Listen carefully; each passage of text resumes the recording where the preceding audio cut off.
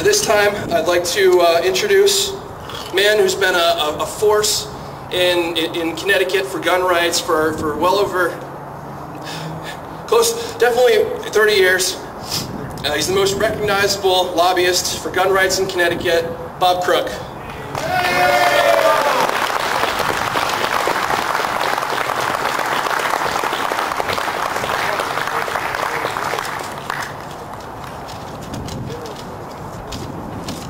Good afternoon. It's really a pleasure to be here. This is my 30th anniversary of lobbying the state of Connecticut, and we've had some successes and some losses.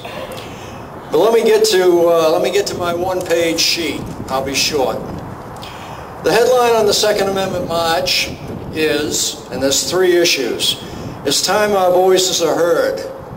Galvanize the courage and resolve of gun owners. Petition our elected officials to support our issues.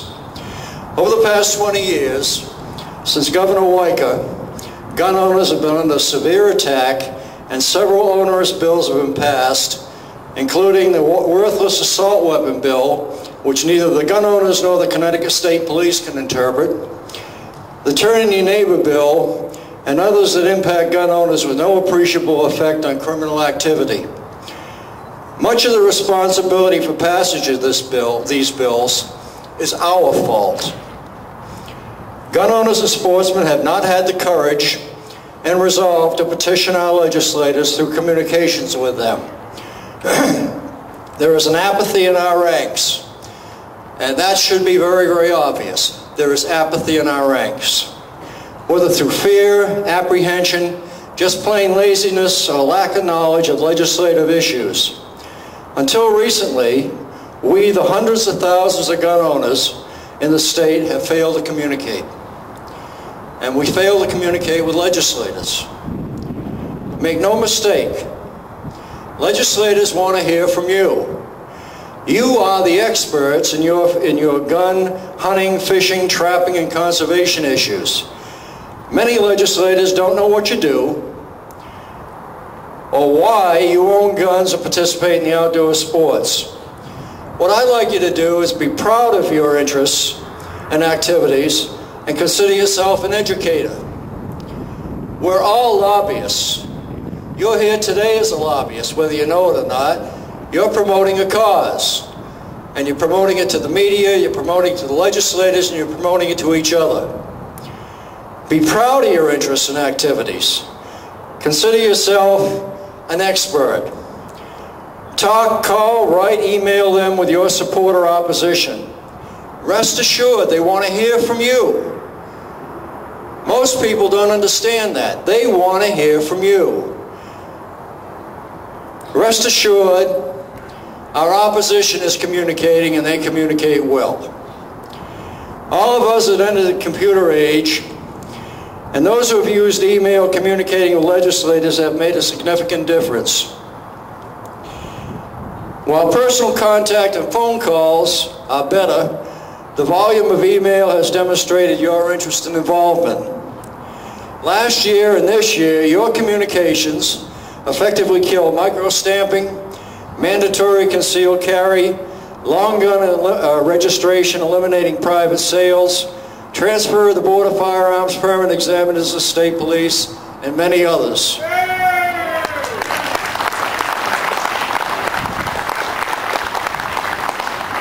Where we're weak is supporting those bills that benefit us. We had a bill this year. It was auction of firearms. We passed this bill in 1985 or 86. Some of you probably bought guns at those auctions. And yet, when we offer something that benefits you and benefits the state through $400,000 a year in revenue, the legislature didn't get enough phone calls, emails, letters, personal contacts to push this bill forward. We'll try it again. Maybe it'll show up next week in a deficit mitigation bill. I can't promise that, but we're going to try. It's time our voices are heard. It is time to demonstrate our concerns with our Second Amendment rights. It is time to make yourself aware of positive and negative legislation affecting your interests. It is time we recognize we are the experts in our pursuits.